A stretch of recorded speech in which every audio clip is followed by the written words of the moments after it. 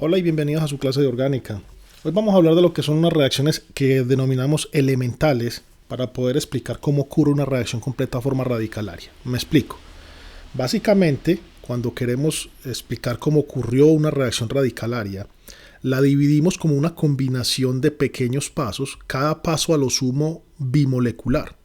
Y son esos pequeños pasos los que quiero mostrarles ahora como fundamentales.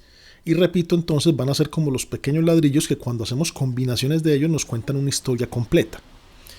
Ya hemos visto algunos. En las clases pasadas estuvimos viendo cómo era la iniciación por homólisis, ¿sí? Y por fotoexcitación, que era también una forma de homólisis. Y también vimos cómo generábamos radicales con la transferencia de electrones. En todos esos procesos, miren que a lo sumo siempre las reacciones eran uni o bimoleculares, involucraban solo una o dos moléculas a lo sumo. Y recuerden, eso era la forma de iniciar, o sea que van a ser combinaciones de todos estos pasos lo que van a crear una historia completa. Lo primero que quiero que aprendamos es un paso fundamental que vamos a encontrar dentro del mundo de las reacciones de propagación. Así que estas son muy importantes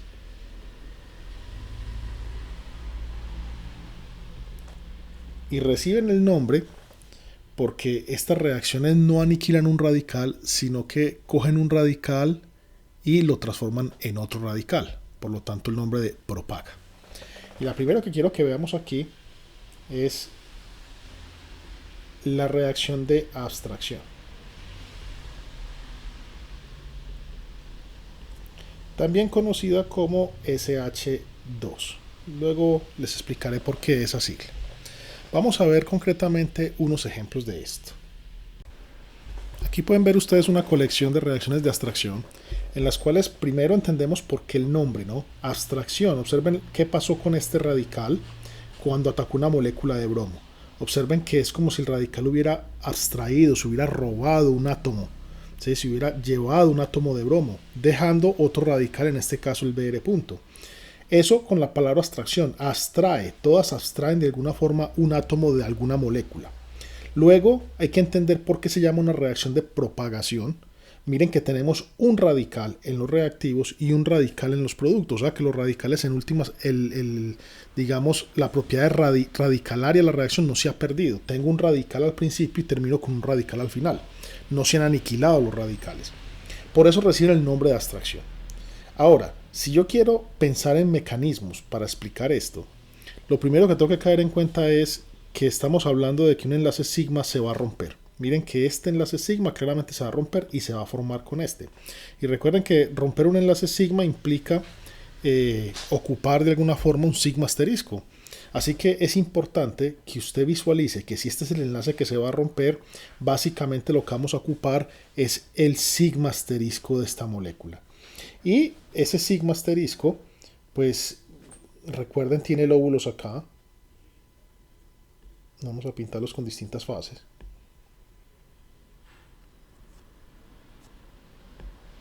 Y obviamente aquí pues está en contrafase, por eso es un sigma asterisco. Pero es importante que caigan en cuenta la disposición geométrica, ¿sí? El enlace sigma obviamente está cuando estas dos cosas están en fase. Por ejemplo, si yo me imaginara esto como orbitales híbridos, aquí habría una nube electrónica en el orbital sigma, pero en el sigma asterisco aquí están en contrafase y aquí es donde están los lóbulos más grandes. Miren que el radical, que está ubicado también en su orbital, en este caso como un P puro, puede intentar ocupar este orbital y eso entonces lo indicaríamos aproximadamente así. Diríamos el electrón va a venir acá y entonces el enlace sigma se va a romper. Bien, miren que eso explicaría cómo se forma el enlace que hemos puesto aquí en rojo y por qué el electrón sigue desapareado. Claro, también yo podría haber dicho simplemente, y lo voy a colocar por acá entre paréntesis, que el radical, en este caso bencílico, puede atacar una molécula de bromo, en donde decimos, mire, aquí viene un electrón, se aparea con uno de acá, y entonces queda otro acá. Bien, esa es una notación digamos que congestiona mucho los dibujos, y entonces lo que solemos acostumbrar es a eliminar la flecha que va en contravía. Bien, pero si usted ve esto en los textos o usted se siente más cómodo haciéndolo, es perfectamente aceptable. Más importante aún es que usted entienda que el electrón que estaba desapareado ocupó el sigma asterisco, ocasionando la ruptura de este enlace. Miren que eso implica, digamos, cierta disposición en el espacio de ataque, porque recuerden que este electrón desapareado típicamente está en un orbital p con sus respectivas fases, ¿no? Aquí está el electrón desapareado. Y eso implica entonces que la aproximación debe tratar de hacer máximo solapamiento. Por lo tanto, es muy factible entonces que quizás esto se dé con una aproximación en donde, digamos, voy a dibujar aquí los distintos sustituyentes. Aquí voy a dibujar mi orbital P, que obviamente alberga el electrón desapareado, que está aquí en ese orbital. Y voy a tratar de dibujar el sigma antienlazante de cara a que haya máximo solapamiento. Miren que eso implica entonces una ruta no de cualquier forma, este sería el sigma antienlazante, sino que básicamente para que haya un máximo solapamiento, la ruta de ataque pues nos está diciendo, mire, básicamente tiene que ser 180 grados por acá, de cara a que este proceso ocurra. Entonces recuerden, el proceso de lo que uno simboliza con la notación de Robinson con estas flechas. Primero recuerden que es como lo que llamamos un anzuelo, porque es de una sola punta, no es doble, porque solamente estamos moviendo un electrón. Segundo, estamos obviando la flecha en contravía. Y más importante aún es que ustedes entiendan primero que estoy rompiendo el enlace sigma, así que me interesa ver cómo es el ataque con el sigma asterisco. Y segundo, que la interacción implica máximo solapamiento, o sea, no cualquier ruta. Esta sería la ruta idónea. Este proceso en términos más genéricos lo podemos simbolizar así. Tengo un radical que va a abstraer un átomo aquí, en este caso un X, o sea que voy a atacar un sigma asterisco para que el sigma se rompa, y me estoy imaginando entonces un estado de transición donde estoy a una vibración molecular a través de la IRC de formar este enlace y de romper este sería el estado de transición con carácter radicalario, para entregar los productos donde el R1 abstrajo, se robó, se llevó el X, dejando el R2 como radical. Como empecé con radical y terminé con radical, no estoy aniquilando radicales y la reacción es un paso elemental de propagación. Sin embargo, observen que esto nos está diciendo que para que haya máximo solapamiento, la ruta de ataque típicamente es de 180 grados. Y observen que esto contrasta muy bien con lo que ya habíamos visto en lo que era la sustitución nucleofílica bimolecular, que típicamente ustedes lo ven en el curso conocido como Orgánica 2. O sea que, miren acá, recuerden que en la sustitución nucleofílica unimolecular también veníamos por la cara de atrás del grupo que se iba, pero conceptualmente era lo mismo porque estábamos atacando también un sigma asterisco, o sea, un sigma antienlazante. Y miren el estado de transición, ¿ok?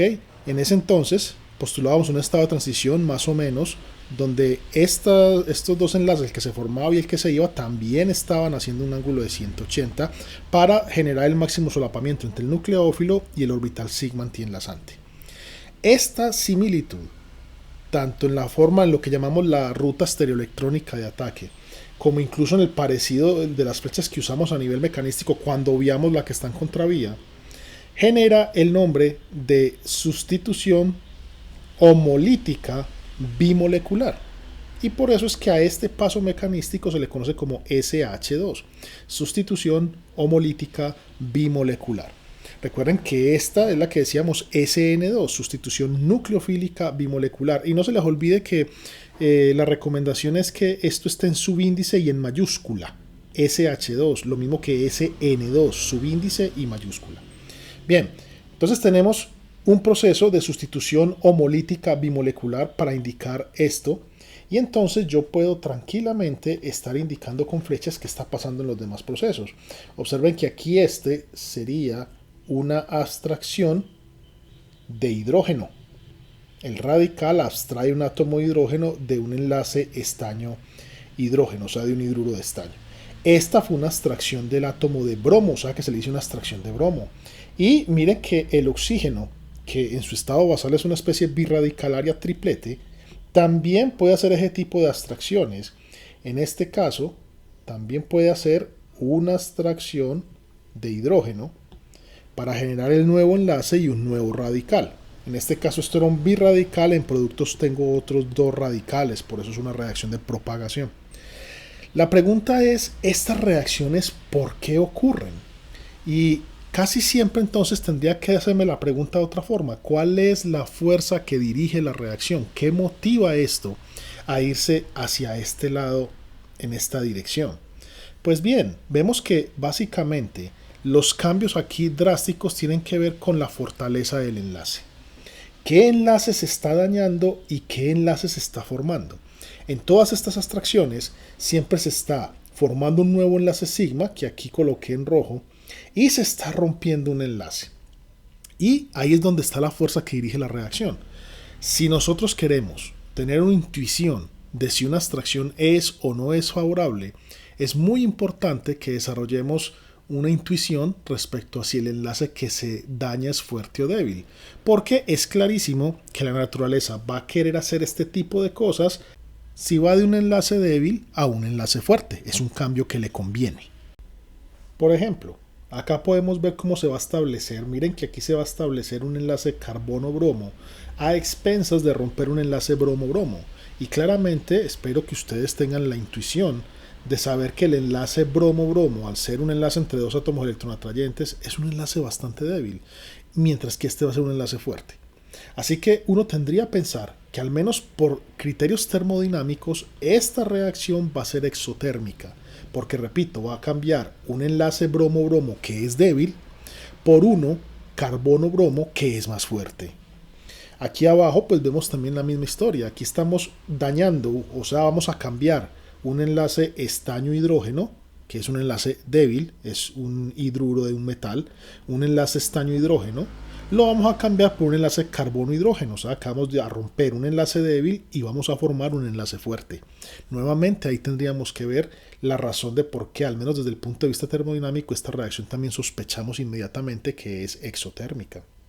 Y aquí ustedes pueden ver también que incluso el oxígeno puede cambiar, puede dañar este enlace, o sea, abstraer un hidrógeno. O digamos, a veces le dicen a esto también transferencia atómica, o sea, transferencia de un hidrógeno, porque un hidrógeno va a estar acá y ahora va a estar allí, se va a transferir. Y miren que estoy otra vez dañando un enlace carbono-hidrógeno, que usted diría, ay carambas, pero este enlace no es tan débil, carbono-hidrógeno es un enlace fuerte. Sí, pero lo vas a dañar a cambio de un enlace todavía más fuerte, que es el enlace oxígeno-hidrógeno. ¿Ven? Entonces, casi siempre en estas reacciones, la fuerza que dirige la reacción es el cambiar un enlace débil por un enlace fuerte. Si la fortaleza de enlace es clave para predecir si una abstracción va a ocurrir o no, pues entonces las energías de disociación de enlace nos pueden ayudar muchísimo. Miren, por ejemplo, este caso. Aquí tengo un radical que llamamos un radical peroxilo. Ahí estaba, digamos, si aquí hubiera un hidrógeno, esto sería un hidroperóxido. Y aquí está como el radical. Uno podría preguntarse si esto puede abstraer este hidrógeno. Y en cuyo caso uno diría, bueno, ¿será que esto entonces puede ocurrir? Que digamos, esto viene acá y este señor viene acá. Pues, si uno analiza las energías de disociación de enlace, nos están diciendo que este enlace tiene una fortaleza de 88 kilocalorías por mol. Más o menos la misma fortaleza que tiene este enlace una vez se forma, que también es de 88 kilocalorías por mol. Entonces, ¿qué puede concluir uno? Que estaríamos pasando de un enlace de 88 kilocalorías por mol, lo estaríamos dañando para generar un enlace de 88 kilocalorías por mol. O sea que esta reacción, en términos termodinámicos, tiende a ser termoneutral, al menos en lo que es en cuestión de entalpías. Y entonces, esta reacción no se da. No hay una motivación suficiente para darla. Sin embargo, si analizamos el caso de abajo, ahora este enlace, que es un enlace fenólico, al igual que acá, miren que este era el fenol, ya esto es lo que llamamos tocoferol, esto es lo que conoce como vitamina E. Estos tocoferoles, miren que este enlace ya es mucho más débil, de 77 kilocalorías por mol. Y entonces, al menos en términos numéricos, o sea, la fisicoquímica que nos estaría diciendo aquí, que estaría dañando un enlace de 77 kilocalorías por mol para generar, recuerden cómo sería el mecanismo nos diría, este viene acá y este viene acá. El mecanismo nos diría, mire, pero va a generar exactamente otra molécula de estas, o sea, un enlace de 88 kilocalorías por mol. Y recuerden que esto es energía de disociación de enlace homolítica. Recuerden que es usted jugando a Dios, cogiendo de acá y jalando a ver cuánto le cuesta romperlo. Quiere decir que estos enlaces, mientras más alto el número, más cuesta romperlo. Y por lo tanto estaría pasando de un enlace de 77 a uno de 88, porque es que el producto que se genera después de la extracción sería este mismo. De 77 a 88, sí hay muy buena motivación para hacerlo. Voy de un enlace débil a uno mucho más fuerte. Y entonces eso explica por qué los tocoferoles son buenos para atrapar radicales libres, y eso les da cierta propiedad de antioxidantes que tendremos tiempo en otra clase más adelante para discutir eso. Mire que en todos estos casos yo prácticamente estoy centrando el análisis en lo que es la fortaleza de enlace. Pero recuerden que la termodinámica típica de una reacción está regida por esta ecuación,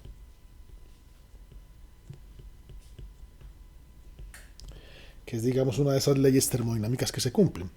Y entonces usted tiene todo el derecho a decir por qué el profe solamente se está basando en este término y qué pasa con este término. Primero, déjenme decirle que esta es una ecuación muy lógica si la piensas en términos de que la naturaleza es perezosa y desordenada. Típicamente eso lo vimos en el día a día de nosotros. Los procesos que se dan de forma espontánea es hacer pereza y desorden. Eso se hace sí o sí de forma espontánea. Entonces la naturaleza es perezosa y desordenada. Obviamente cuando uno tiene pereza está hablando es de la motivación, falta de motivación. Por eso es que yo les pido que asocien delta de H, la entalpía, con motivación. Y todos ustedes están acostumbrados a asociar lo que es la entropía con el grado de desorden, pero yo prefiero decir más bien los grados de libertad del sistema. La pregunta es por qué aquí solamente estamos usando energías de disociación de enlace, que básicamente son entalpías. La razón es porque miren que estoy partiendo de dos moléculas y estoy llegando a dos moléculas. O sea que realmente el cambio en los grados de libertad del sistema que había inicial es casi el mismo, casi idéntico, absolutamente idéntico al que hay al final. O sea que no hay cambios en los grados de libertad y por lo tanto este término no aporta mucho en estos casos. ¿Cuáles casos? En estas reacciones de abstracción SH2. Por eso es que podemos simplemente remitir el análisis a esto. Sin embargo, es importante que entiendan que aquí estoy dejando a un lado lo que son las barreras energéticas en los cambios. Es decir, si esta es la coordenada de reacción, o sea, esto digamos que es la película en el tiempo de cómo está ocurriendo esto, ¿bien? Pues cómo cambian los grados de libertad, etcétera, cómo ocurre la película cuando usted se imagina que esto viene acá y esto va allá, la coordenada de reacción. Este es el cambio energético. Lo único que estamos mirando es la diferencia que hay de acá a acá.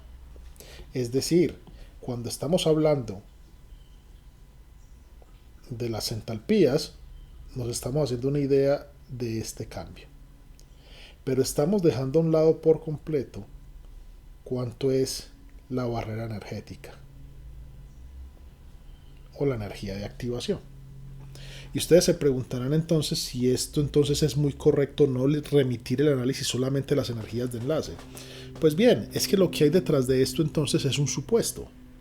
Y ese supuesto tiene que ver con que, digamos, la superficie de potencial de estas reacciones, SH2, digamos, la barrera energética va disminuyendo a medida que la reacción se va haciendo cada vez más exotérmica. En otras palabras, estamos asumiendo que mientras más exotérmica la reacción, miren que la curva negra es exotérmica, parto acá y llego más abajo, pero la curva verde es aún más exotérmica y la curva amarilla es todavía más exotérmica. Lo que estamos suponiendo es que ese cambio en las curvas de energía potencial conlleva naturalmente a una disminución en la energía de los estados de transición, es decir, que la energía aquí es más alta que acá y esta a su vez es más alta que acá, que mientras más exotérmica la reacción, pues digámoslo así, más bajita es la barrera energética. Y entonces, detrás de ese supuesto, que en la mayoría de los casos se cumple, pero no siempre, pero en la mayoría de los casos se cumple, es que estamos diciendo que la energía de disociación de enlace es una muy buena medida a el por qué la reacción se da o cuál es la fuerza que dirige esa reacción. Una consecuencia de que sean las energías de disociación de enlace las que están dominando aquí es que rara vez un proceso SH2 se ve dañando un enlace carbono-carbono. Básicamente hay muy pocos casos reportados de este tipo y esos pequeños casos involucran casi siempre anillos muy tensionados con enlaces carbono-carbono extremadamente débiles, pero son muy particulares. Casi siempre estamos en un camino seguro si asumimos que si usted en un mecanismo radicalario observa una reacción tipo SH2 como estas, pero en un enlace carbono-carbono, básicamente su propuesta mecanística es muy sospechosa de estar mala, ya que ese enlace carbono-carbono es muy fuerte como para irlo dañando de esa manera. En términos gráficos entonces, una reacción que usted me pinte así es muy sospechosa de que esté mala, de que su propuesta mecanística tenga errores. Y eso, repito, esto es un enlace muy fuerte. Es muy difícil encontrar una reacción que tenga la motivación suficiente para hacer esto. Y segundo, digamos que el acceso al sigma asterisco en los casos de enlaces carbono-carbono es bastante limitado en el espacio y los radicales sufren mucho cuando la ruta de acceso al orbital que quieren ocupar está bloqueada de cualquier manera. Así que por eso las abstracciones más comunes son las abstracciones de hidrógeno o las abstracciones de halógeno. Recuerden cuando esto es X. Un conjunto de abstracciones muy importante en nuestro capítulo van a ser aquellas mediadas por el radical estanilo del estaño. ¿Sí? Ese radical es feliz llevándose halógenos como el bromo o como el yodo, ya que forma un enlace fuertísimo. En el primer caso nos dejaría un radical arilo y aquí estaría formándose nuestro nuevo enlace con el bromo.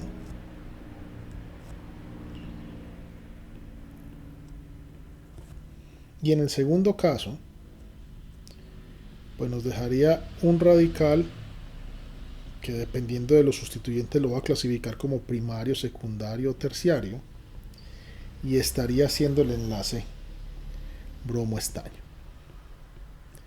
Es bueno entonces que desarrollemos nuestra intuición y nos acostumbremos a que en la naturaleza hay parejas de átomos que forman enlaces muy fuertes, y el estaño, su pareja ideal son los halógenos, tipo yodo, bromo y también cloro. Pero los enlaces estaño-yodo y estaño-bromo son enlaces muy fuertes, tanto así que este cambio es favorable. Y miren que no está dañando un enlace muy débil que digamos, es un enlace carbono-bromo entre comillas débil, pero no mucho. Ahora, si yo le preguntara a usted cuál de estas dos reacciones cree se debe dar más rápido, yo espero que usted acerte o que su intuición le diga que la de abajo. ¿Y eso por qué? Una es que usted me diga, bueno, deme tablas de disociación de enlace, pero a lo sumo le van a aparecer tablas de enlace carbono-bromo, solo que este es un carbono sp2 con bromo, mientras que este es un carbono sp3 con bromo.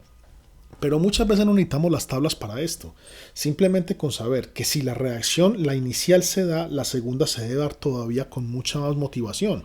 Y por ende uno esperaría que también, bajo el supuesto nuestro de cómo afecta la exotermia la reacción a las barreras energéticas de activación, uno esperaría que esto también se diera más rápido. ¿Y todo eso por qué? Porque miren, con seguridad este enlace es incluso más débil que este enlace. ¿Yo por qué lo sé? Porque comparo los radicales que quedan. Yo sé que este radical no goza de ninguna hiperconjugación, mientras que este radical, si es terciario por ejemplo, gozaría de hiperconjugación. Es un radical que uno espera sea más estable. Como es un radical más estable, este enlace es más débil, porque al formar el radical se forma con más facilidad. Así que yo esperaría que este proceso de abstracción, en este caso abstracción de bromo de cuenta de un radical estanilo, sea más rápido que el de arriba. Sin embargo, la lección aquí es que el ejemplo nos ilustra que tan fuerte es el enlace estaño-bromo que incluso vaya a hacer esta abstracción, se roba esto en temperaturas en condiciones de laboratorio normalmente, a pesar de que deja un radical en teoría mucho más inestable. O sea que en resumidas cuentas, el enlace carbono-bromo siempre es más débil que el enlace estaño-bromo. pero tienen que tener en cuenta que hay de casos a casos y que por eso la energía de disociación nos ayuda, pero nos ayuda más la intuición sobre la estabilidad de los radicales, que en última se correlacionan.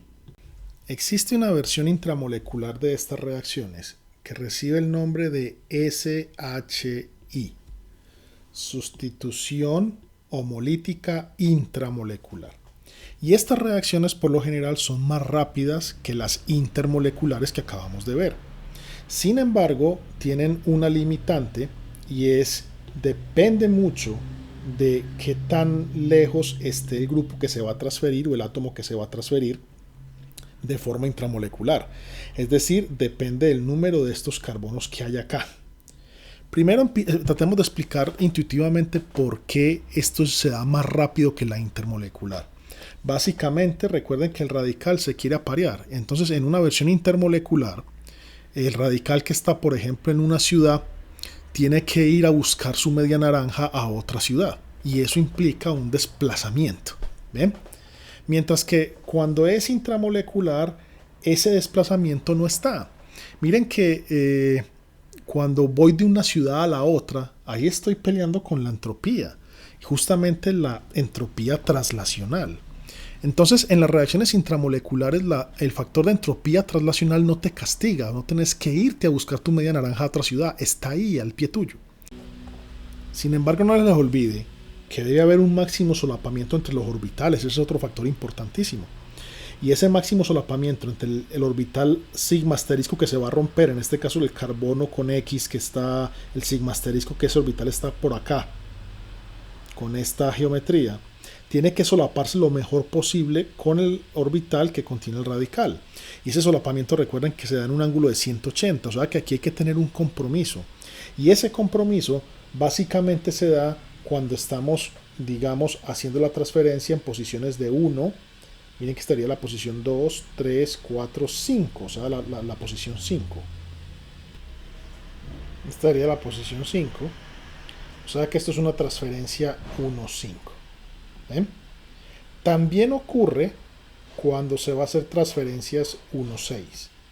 Pero por debajo de transferencias 1,5, ya el ángulo que hay que hacer aquí no permite acomodar un buen solapamiento. Y por encima de transferencias 1,6, ya digamos que los grupos que se van a transferir se han alejado porque ya la cadena es tan larga que tiene grados de libertad que prefiere tenerlos lejos. Así que a esto le cuesta ya más encontrar a su parejo. Por ende, estas sustituciones homolíticas intramoleculares ocurren principalmente para relaciones 1,5, a veces para algunas como 1,6. Vale la pena entonces que eso lo tengan en cuenta. Repito, son sustituciones que van más rápidas incluso que estas, siempre y cuando la cadena que está aquí permita hacer abstracciones 1,5 o abstracciones 1,6. La segunda reacción fundamental que vamos a tener es la famosa adición al enlace pi. Y es otra reacción de propagación. Adición al enlace pi. Aquí podemos ver un ejemplo arquetípico que sería la adición del radical bromo al enlace pi. Primero recibe el nombre de adición porque miren que el bromo y el enlace pi, que estaban como entidades separadas, ahora aparecen en una sola. Así que por eso esto se adicionó a esto y por eso le hice reacción de adición. Y segundo, observen que el radical bromo ataca al alqueno pero deja de producto otro radical, o sea que el carácter radicalario de la reacción no se aniquila y por lo tanto esto es parte de una reacción de propagación. Y es uno de los pasos fundamentales en lo que es la construcción de mecanismos de reacciones complejos para reacciones radicalarias. Este es un paso fundamental. Si yo quisiera dibujarle, obviamente en notación de Robinson, las flechas, yo podría decir que este señor viene acá y este viene acá. Pero recuerden que en ese análisis estoy obviando una flecha. Usted me puede haber dicho, no, es que mire, aquí un electrón de estos, digamos, emplea uno de estos para formar un enlace, dejando obviamente uno sin aparear. Recuerden que típicamente esta notación es correcta, pero congestiona el enlace, así que yo prefiero esta, obviando la flecha que está en contravía. En términos más genéricos, uno puede ver que si por ejemplo esto fuera un radical centrado en carbono, él podría hacer la adición al enlace pi, voy a colocar aquí en un color azul, de esta manera.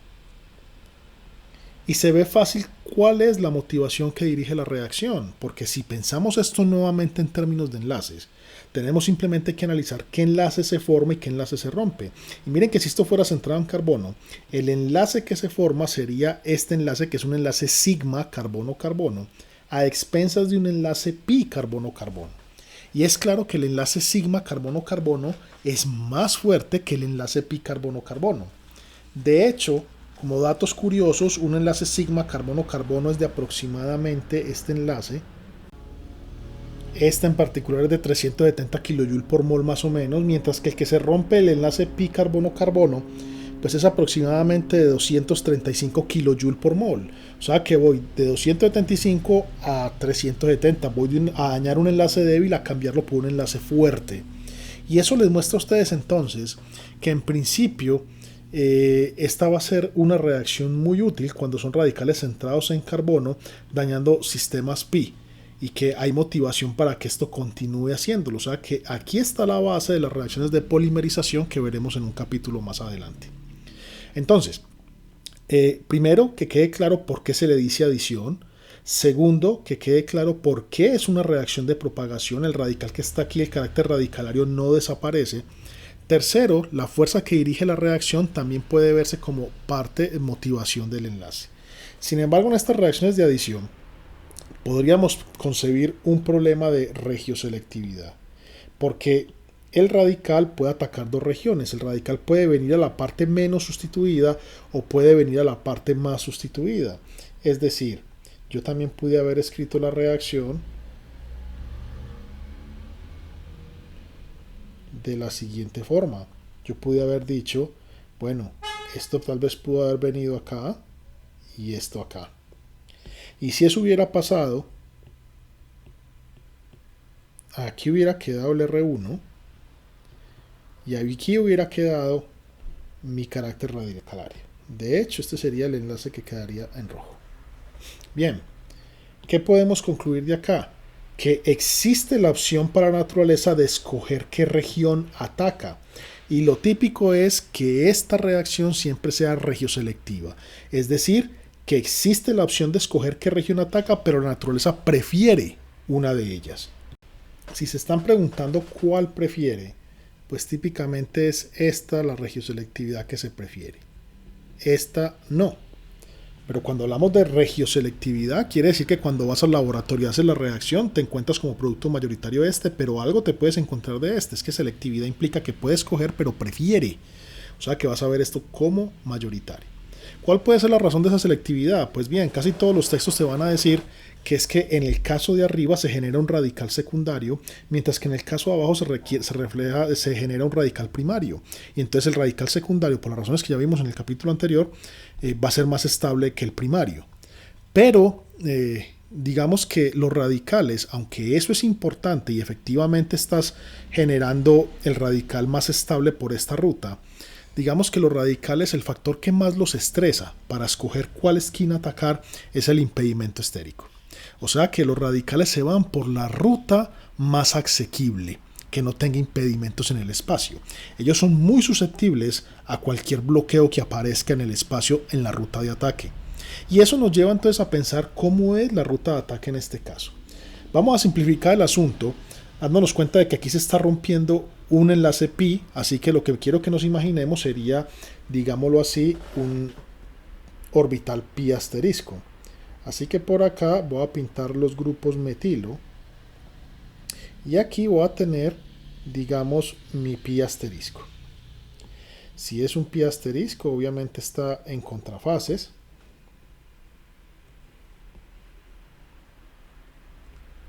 Y es un orbital que está desocupado, nadie lo ha llenado. ¿Ok?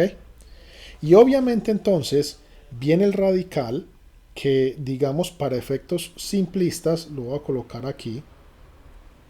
Y ese radical, pues si está centrado en carbono, pues puede tener un orbital p. Puede estar centrado en un orbital p. ¿Ok? O sea que vamos a colocarlo aquí. Aquí está mi radical. Miren que como máximo solapamiento, yo simplemente podría traer esto perpendicular al plano sigma del enlace pi. O sea que yo podría imaginarme que esta es una situación de máximo solapamiento. Y estarías haciendo el análisis de forma correcta. Sin embargo, recuerda que los radicales pueden interactuar tanto con orbitales llenos como con orbitales vacíos. Aquí coloqué por simplificación que está interactuando con un orbital vacío que es el pi asterisco, pues él también puede interactuar con el pi. Sin embargo, el pi tiene un par de electrones y eso va a crear de alguna forma una repulsión electrón-electrón. La nube electrónica de esta molécula va a estar más hinchada en este sector y eso va a hacer que este solapamiento sienta una repulsión por acá. Y por lo tanto, entonces, la molécula entra en un compromiso el sistema entra en un compromiso tratando de minimizar la repulsión electrón con los electrones del enlace pi y con la densidad electrónica en general, entra a minimizar esa repulsión y a maximizar el solapamiento. Y por eso es que la ruta de ataque no es, digamos, no hace un ángulo perfectamente perpendicular como lo podríamos inferir de acá. Este sería un ángulo de 90. Sino que la ruta va más o menos por un ángulo de 107. Así que nuestro dibujo de cuál sería la ruta óptima de ataque o de adición al enlace pi, pues tendríamos que componerlo imaginándonos el pi asterisco con sus fases opuestas, pero el radical entrando más o menos en una ruta de ataque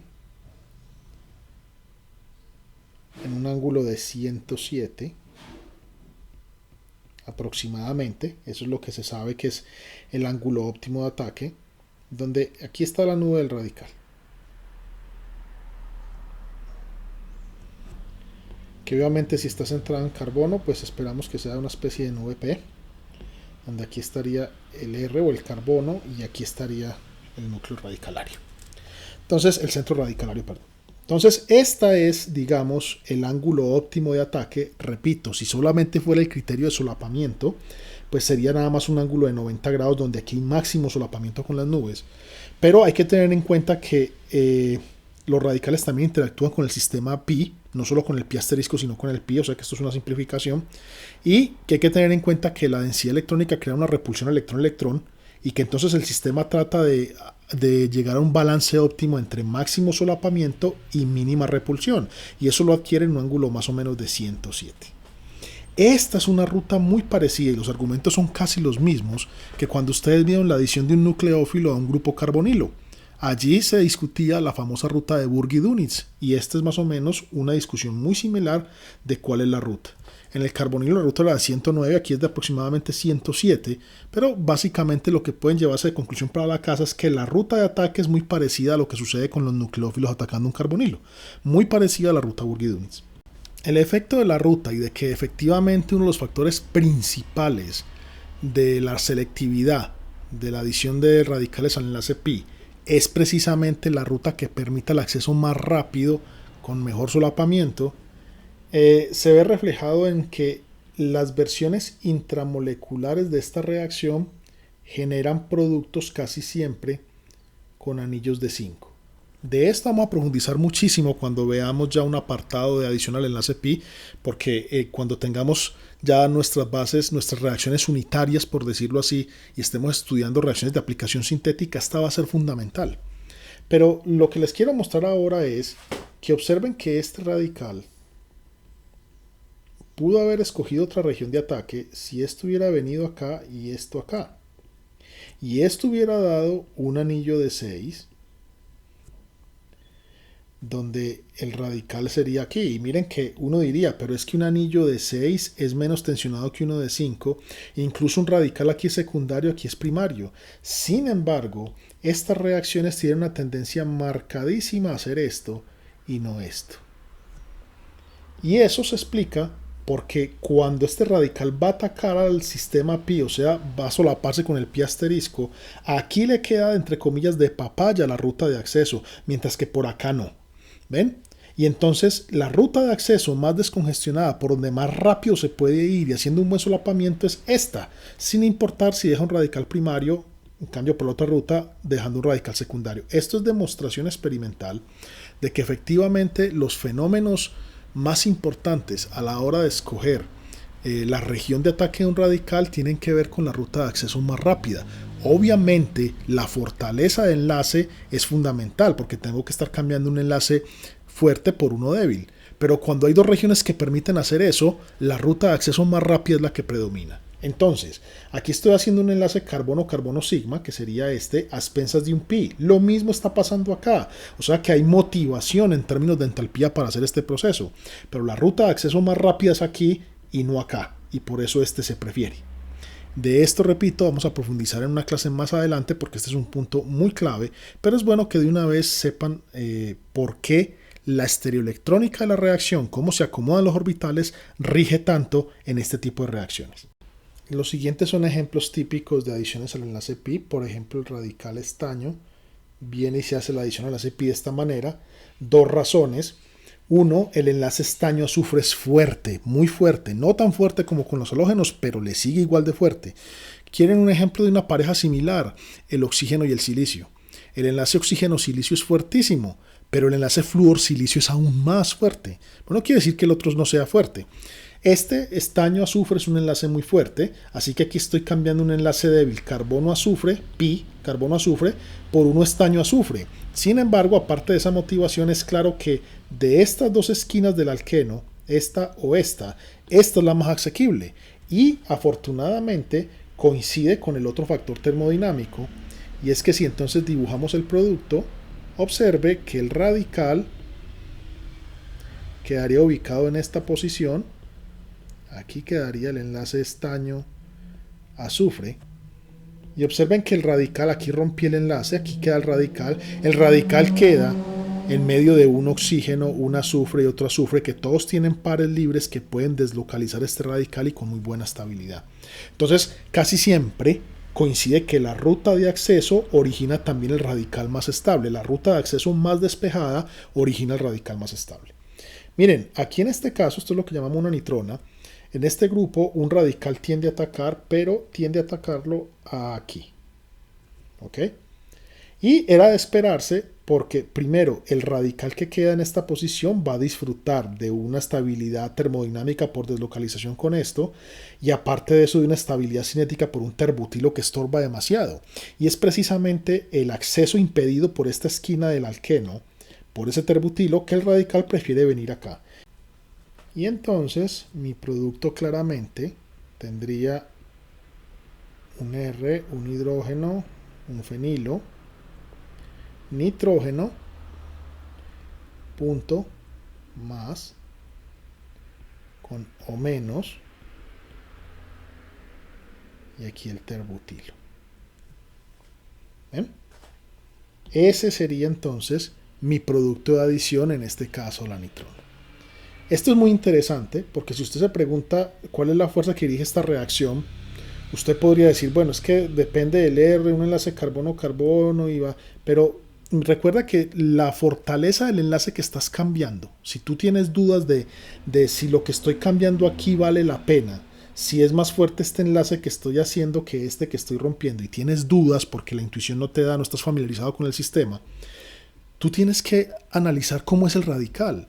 Y mira que el radical acá, digamos, no sabemos qué tan estable es. Si fuera un radical metilo no es para nada estable. Pero el radical acá es muy estable. Porque el radical acá disfruta de factores termodinámicos de estabilidad, deslocalización y de factores cinéticos, porque el terbutilo estorba mucho. Es claro que independiente de las fortalezas de enlace, voy de un radical menos estable a uno mucho más estable. O sea que la naturaleza va a ganar. De hecho, estas nitronas son compuestos que se conocen como trampas para radicales, ya que ellos pueden atrapar radicales inestables y estabilizarlos de tal forma que, digamos, si este radical no lo podías determinar por alguna técnica espectroscópica como EPR, una vez se adiciona a esto, forma radicales tan estables que ya su tiempo de vida es mucho más largo y ahora sí los puedo detectar por técnicas espectroscópicas. Así que esto es lo que se conoce como una trampa de radicales para espectroscopía paramagnética electrónica. Observa que el mismo argumento aplicado acá. Yo te quise enseñar que la fortaleza del enlace estaño-azufre es muy alta, más alta que carbono-azufre del enlace pi. Pero eso también se podría ver casi obvio desde el punto de vista de los radicales, porque aunque el radical estaño no es inestable y digamos que es terciario, etc., mira que el radical aquí disfruta de mucha deslocalización que lo hace más estable, así que el argumento también se podía haber ido por ese lado. Aunque es bueno que te familiarices con esas parejas de la naturaleza que les gustan los enlaces fuertes. Ya sabes, estaño le encanta yodo y bromo, pero azufre también es una buena pareja. Y así como azufre es buena pareja, el selenio también es buenísima pareja para el estaño, para el radical estaño. La tercera y última reacción de propagación que vamos a ver es, digamos, el reverso microscópico de la adición. Y la vamos a conocer como fragmentación.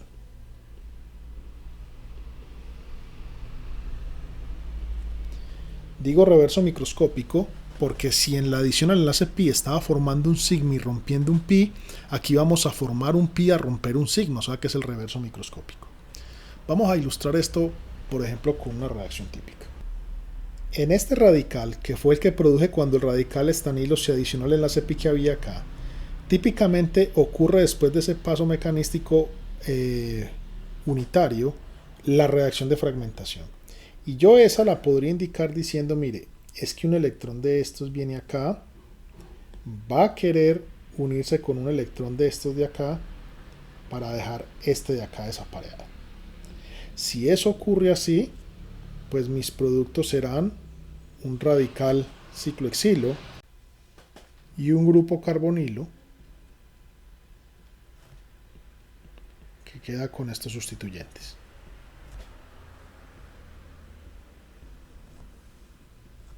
Daría estas dos cosas. Bien, varias cosas que recalcar acá. Observen que efectivamente estoy formando un nuevo enlace pi. Estos dos electrones me están formando este enlace pi y estoy rompiendo un sigma. Y uno puede preguntarse si ese es el criterio para la fuerza que dirige esta reacción. Y es uno de los criterios importantes. Hay que formar un pi a expensas de un sigma. Pero cuidado porque lo típico es que un pi carbono-carbono es un enlace más débil que un sigma carbono-carbono. En este caso, el enlace pi que se me está formando es uno de los más fuertes de la naturaleza, el del grupo carbonilo. Ese es entonces un factor que digamos, listo, un sigma carbono-oxígeno se está cambiando por un pi carbono-oxígeno. Ahí es de cuidado. Aunque este pi es un enlace fuerte, el otro gran factor que ayuda a que estas reacciones se den de forma espontánea es la entropía.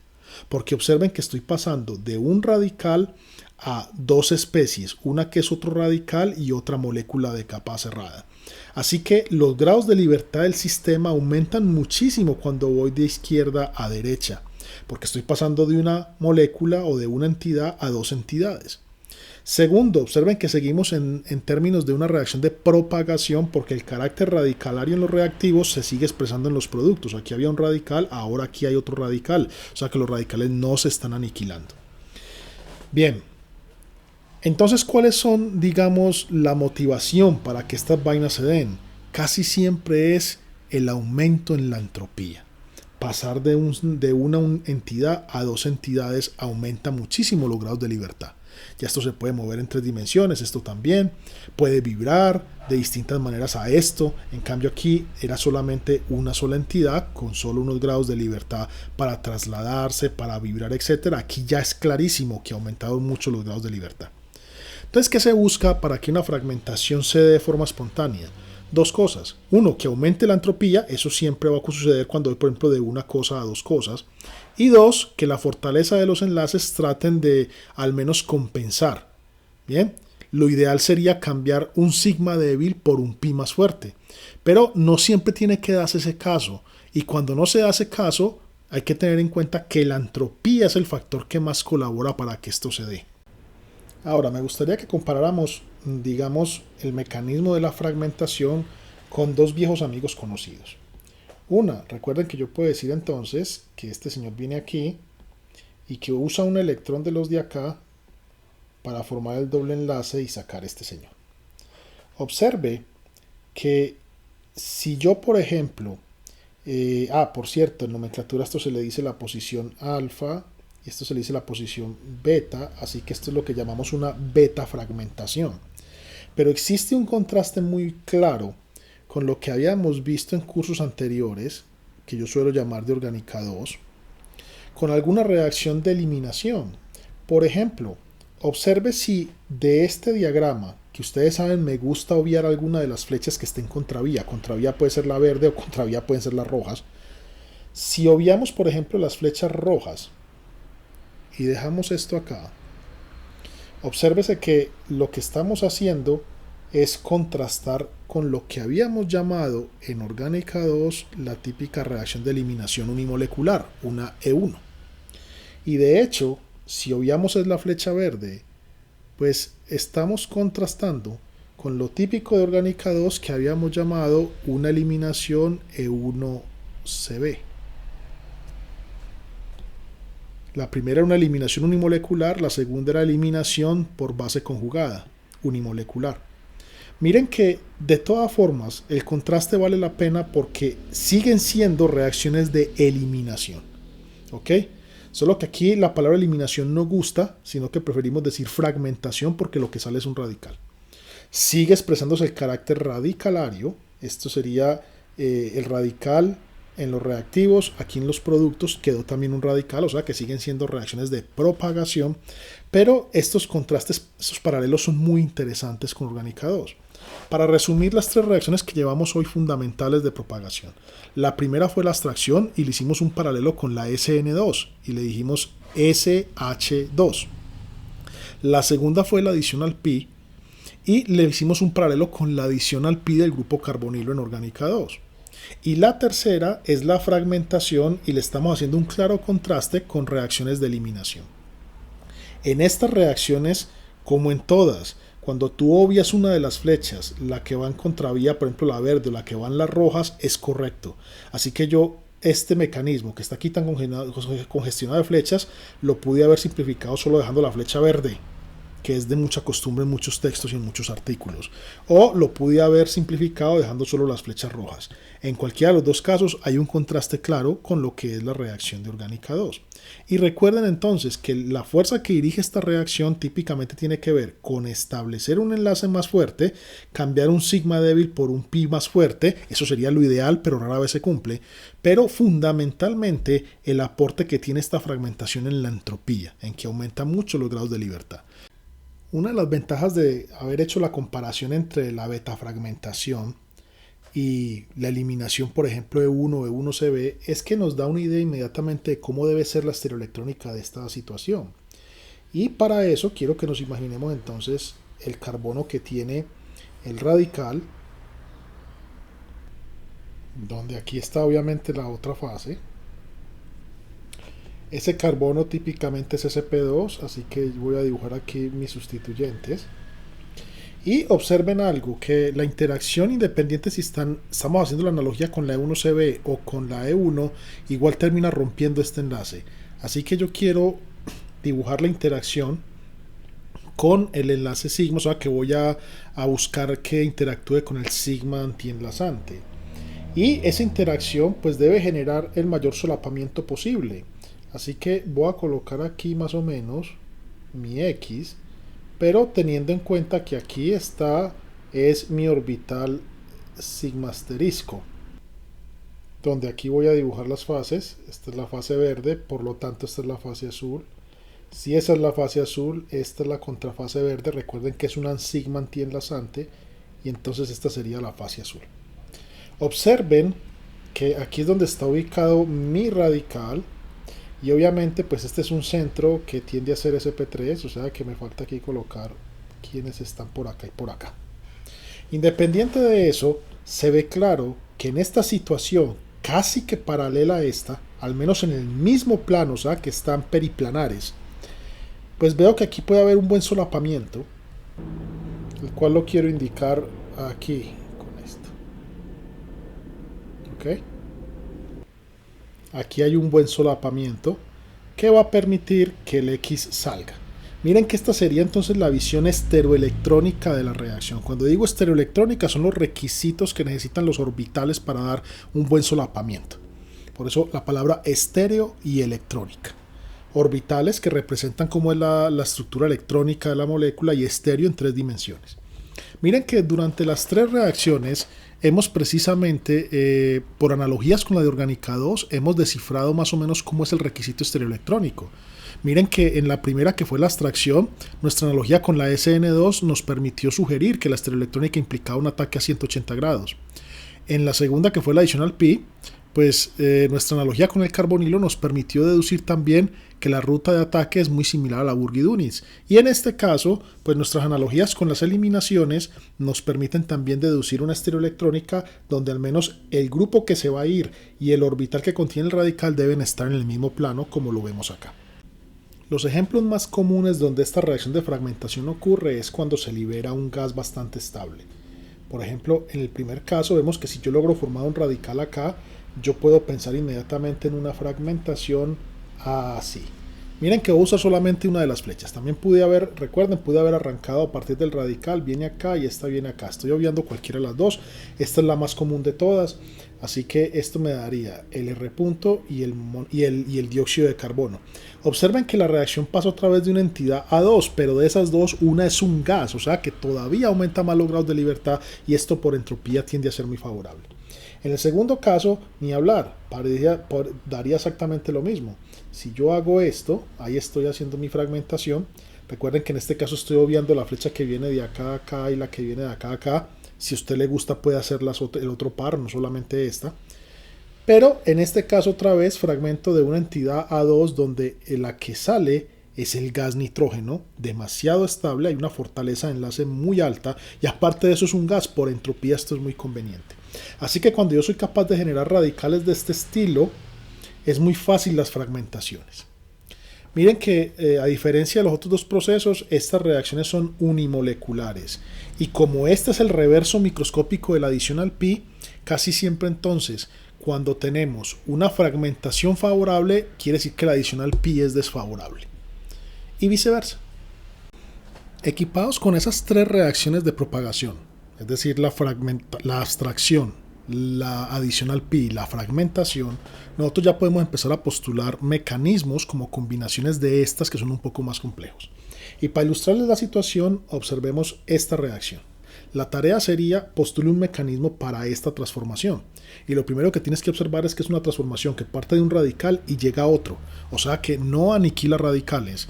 Y por lo tanto, esta con seguridad debe ser de alguna manera una reacción de propagación o una combinación de varias de propagación, que son las tres que vimos y que no aniquilan radicales. Así que yo podría pensar en distintas propuestas para esto. La primera propuesta que uno puede ver quizás tenga que ver por desespero o por simpleza, que uno dice, bueno, ¿y qué tal si yo hago esto? Si yo hago esto, pues estoy haciendo una abstracción, es una de las tres que vimos, y terminé, porque queda el enlace pegado de acá a acá y salió lo que necesito. Y usted diría, este es el mecanismo que yo necesito. Pero cuidado, ese mecanismo tendría un montón de problemas. Primero, y el más grande de todos, es que es una abstracción al enlace carbono-carbono. Y recuerden que es un enlace muy fuerte, y aquí estaríamos cambiando un enlace carbono-carbono por otro carbono-carbono. Así que es muy probable que esto fuera una reacción termoneutral. Y al ser termoneutral, no hay motivación para hacerla. Recuerden, si estás haciendo una abstracción y uno de los enlaces, si la abstracción es un enlace carbono-carbono, es muy probable que tu propuesta mecanística esté mal. Segundo, y más importante aún, sería la estereoelectrónica de la reacción. Porque recuerden que en la abstracción yo debería tener como mínimo una aproximación en un ángulo de 180. O sea que si yo fuera a hacer una abstracción a este enlace, tendrías que pensar dónde está el antienlazante de este enlace y si hay un buen solapamiento con este. Miren que este radical está en el sistema sigma. El antienlace estaría acá. Es un ángulo donde el solapamiento sería pésimo para poder decir que pienso en una abstracción en términos de los orbitales. De hecho, sería una abstracción intramolecular, o sea que sería uno de esos casos de una SHI, sustitución homolítica intramolecular. Y esa SHI, recuerden que los compromisos estaban en la 1,5 o en la 1,6. Si esta es la posición 1, 2, 3, 4, esta sería la posición 5. Aquí tendría que estar el grupo que yo fuera a sustituir. O sea que, digamos que esta sería una posición 1, 2, 3, 4, porque este es el grupo que voy a sustituir. Esta sería una abstracción SHI, si usted me la pinta así, sería una SHI 1, que sería esta la posición 1, 2, 3 y esta sería la posición 4, 1, 4. Terrible, digo 1, 4 porque aquí está el 1 en radical, en 4 está el grupo que voy a sustituir o abstraer. Miren que esta sería una sustitución homolítica intramolecular 1,4 terrible en términos de solapamiento, porque el ángulo que hace esto es malísimo para el solapamiento. Así que esta podría ser la peor propuesta de todas. ¿Y entonces cómo enmendar la situación? Pues bien, si abstracción no nos va a servir, ¿qué tal si empezamos a jugar con las otras posibilidades? Si no es abstracción, entonces debe ser adición al pi o fragmentación o combinación de ellas. Y miren que aquí está claro que quizás por estereoelectrónica sea muy fácil que este radical interactúe con el pi antienlazante del grupo nitrilo.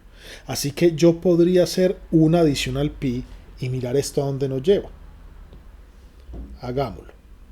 Entonces, supongamos que voy a hacer una adición al pi, que miren que al menos desde el punto de vista estereoelectrónico es muy viable.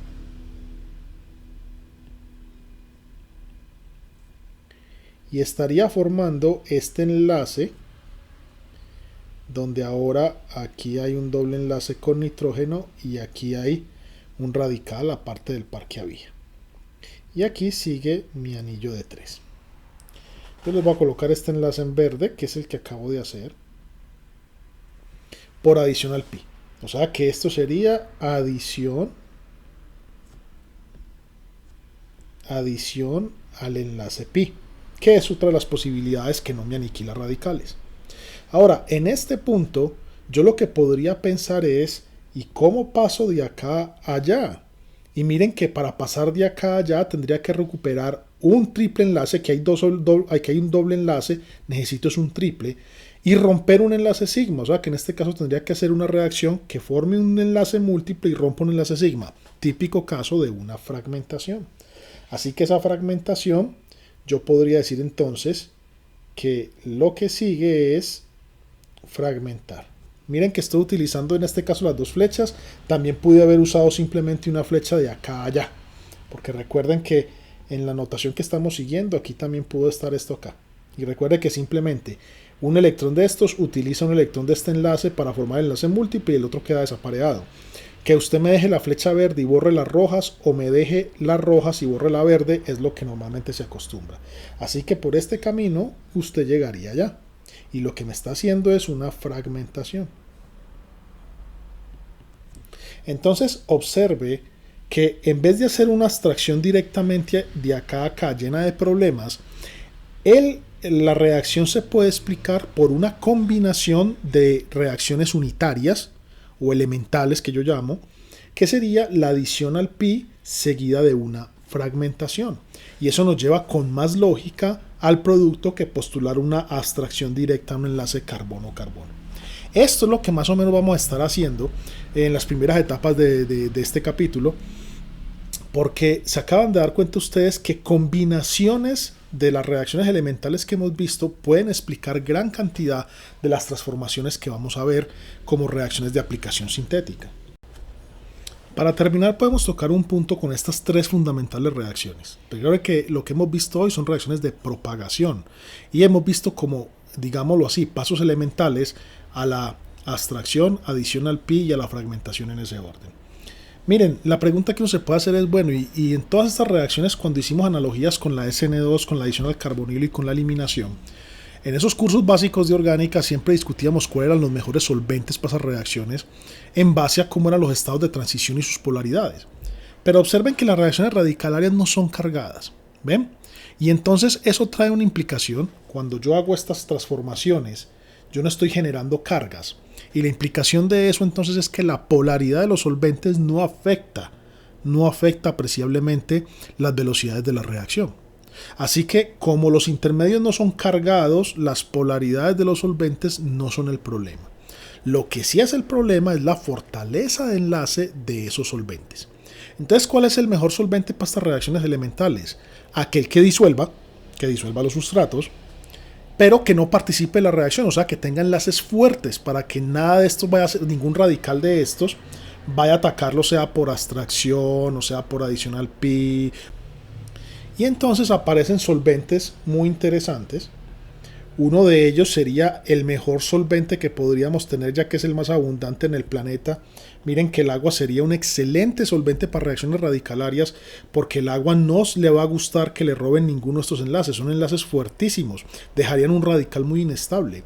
Así que el agua es un solvente ideal para estas cosas. Infortunadamente, el agua como solvente no nos sirve de mucho, porque casi todas estas sustancias, cuando tienen más de 5 átomos de carbono, ya son insolubles en agua. Entonces, ¿cuál es el pecado del agua?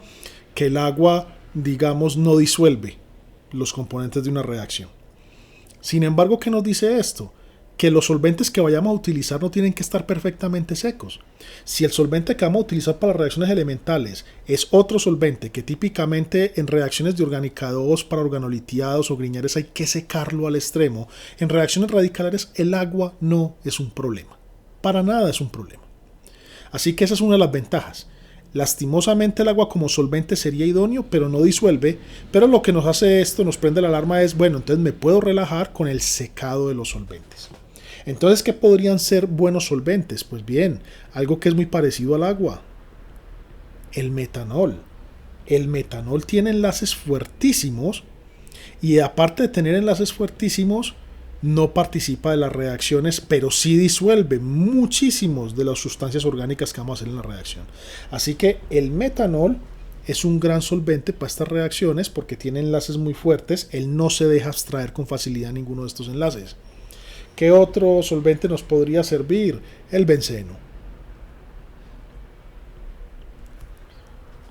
Sé que el benceno no gusta mucho como solvente, ha querido reemplazarse en los procesos industriales, pero infortunadamente aún no se logra reemplazar del todo, porque lo que es muy cancerígeno.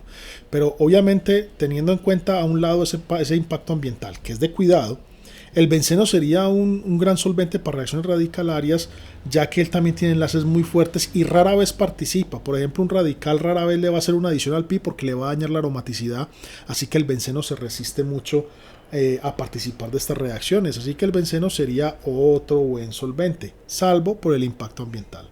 Si usted me dice, no, pero a mí me enseñaron que el tolueno reemplaza al benceno en muchas reacciones y merma el impacto ambiental, aquí en radicales libres ya el tolueno no es un muy buen solvente.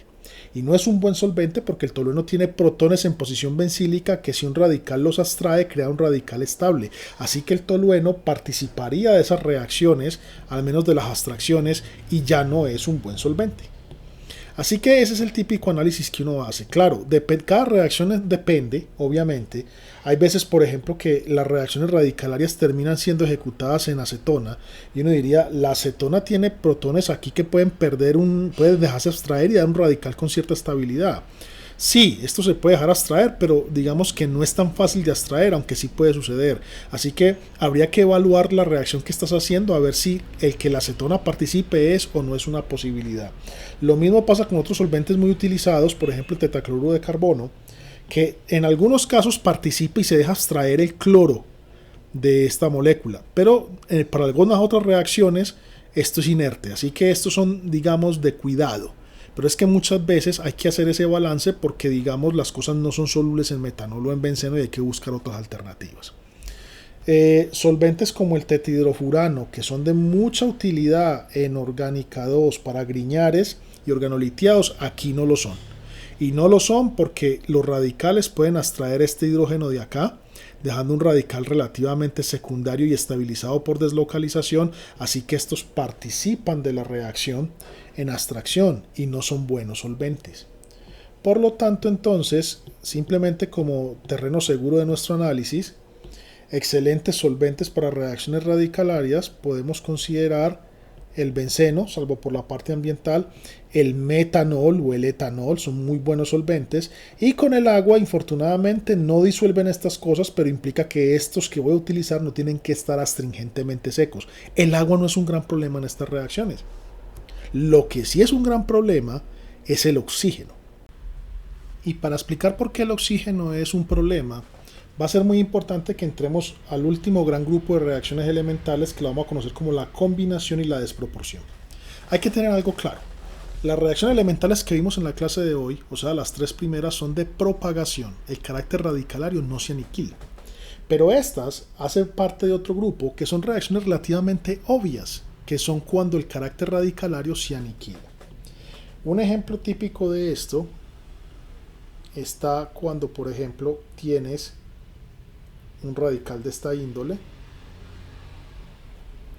o digámoslo así, tienes dos radicales de esta índole. Si ellos se encuentran, pues básicamente ocurrirá una reacción demasiado favorable en la que los radicales simplemente se van a combinar. Lo voy a pintar aquí el enlace con otro carbono. Aquí quedaría un CH3, aquí quedaría otro CH3. Esto sería un enlace hidrógeno y aquí quedaría el grupo fenil. Las reacciones de combinación son muy favorables.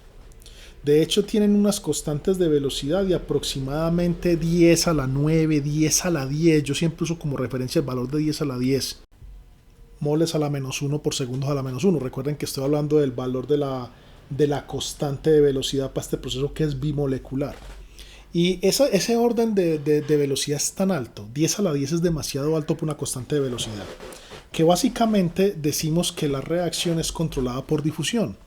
Es decir, que lo único que se necesita para que esta vaina ocurra es que estos dos se encuentren. No es como en las otras reacciones que tienen que haber colisiones y que las colisiones tienen que a veces repetirse porque no solamente es que colisionen, sino que los orbitales se solapen, etc.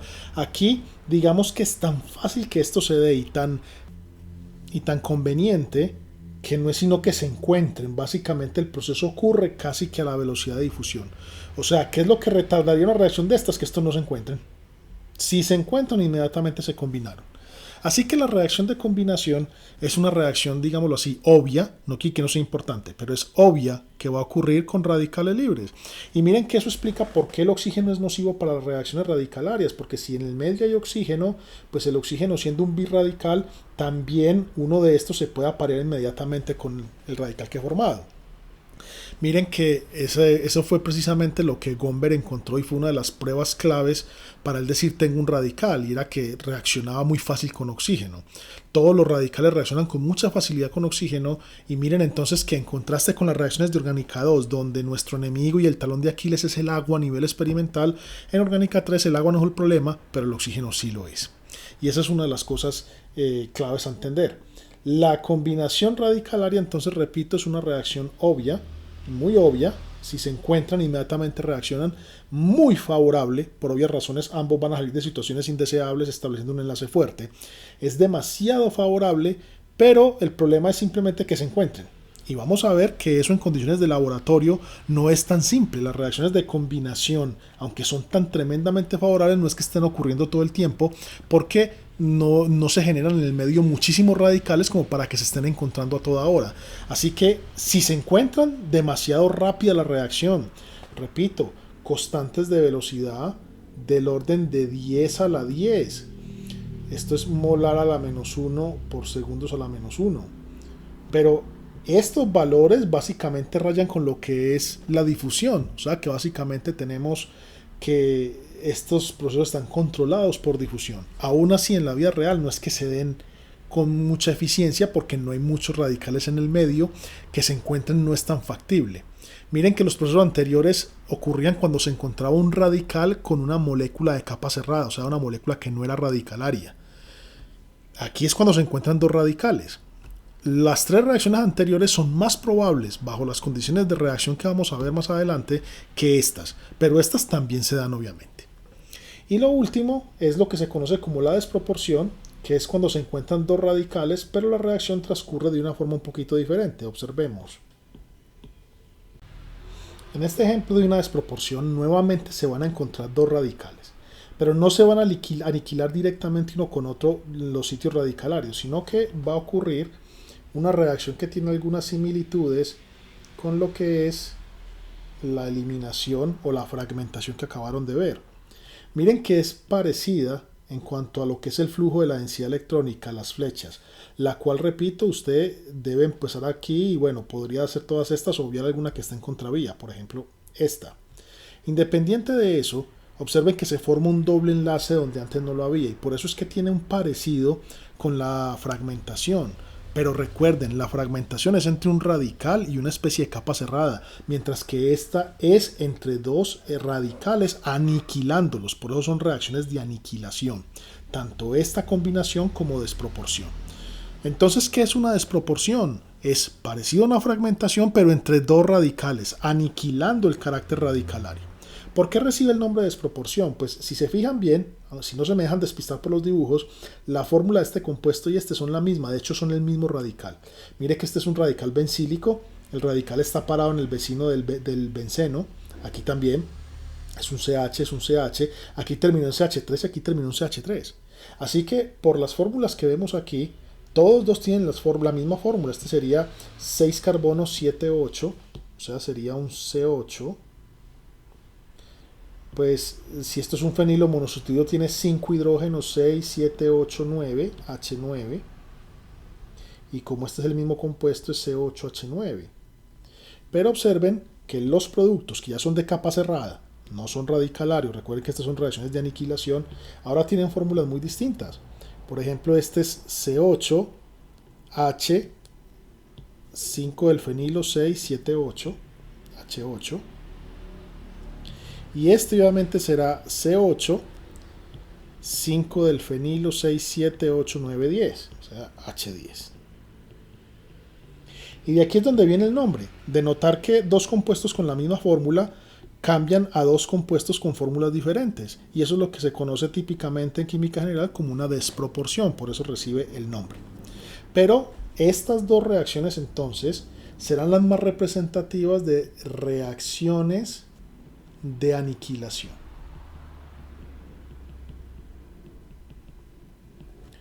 Y recuerden, son reacciones que son demasiado favorables, casi que no tienen barrera energética, que lo único que se necesita para que ocurran es que se encuentren los dos radicales, así que son muy favorables y muy rápidas. Eso se le llama que son controladas por difusión, o sea que básicamente es la difusión quien controla. Si se encontraron, reaccionó, control por difusión. Pero que en las condiciones típicas de reacción que vamos a ver con las reacciones de aplicación sintética, no es que ocurran con mucha frecuencia. Si se encuentran, inmediatamente ocurren, pero para que dos radicales se encuentren, no es muy probable el asunto, porque vamos a ver que cuando trabajamos con estas reacciones, la cantidad de radicales es poca. Esto entonces termina nuestros dos grandes grupos de reacciones elementales. Básicamente entonces tenemos que tener los siguientes ladrillos pensando en cómo vamos a jugar para describir una reacción más compleja. Recuerden que tenemos esos pequeños mecanismos de iniciación, donde básicamente vimos que fundamental son la homólisis y la transferencia de electrones. Esas son las iniciaciones en nuestros casos. O sea que esos serían dos peldaños para construir mecanismos, homólisis y transferencia de electrones. Y hoy vimos el gran grupo de las reacciones de propagación, el más importante de todos, como van a ser las reacciones de abstracción, adición al pi y fragmentación. Y por último, un pequeño grupo que es obvio, muy obvio, que si dos radicales se encuentran se aniquilan, que la vamos a llamar reacciones de aniquilación, donde ahí vemos combinación y desproporción. Con esto vamos a estar equipados para pintar mecanismos de reacciones más complejas y de utilidad sintética. Pero eso lo dejamos para una próxima clase. Yo soy Felipe Otálvaro y espero que hayan disfrutado. Nos vemos en la próxima.